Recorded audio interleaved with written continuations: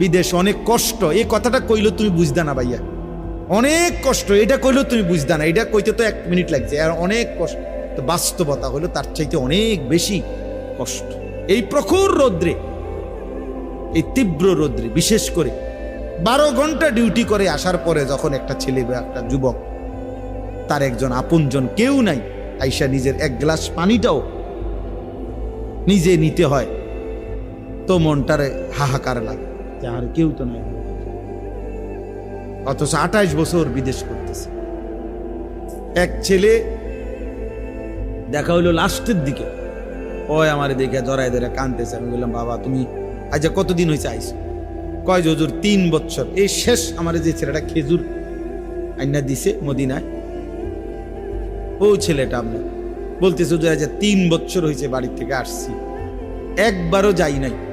আমি যাইবা কখন? কয় হুজুর একটা আইডিয়া করছি যে ঋণগুলো করছি, আরো 3 বছর যদি বিদেশ করি তাহলে ঋণগুলো শেষ হয়ে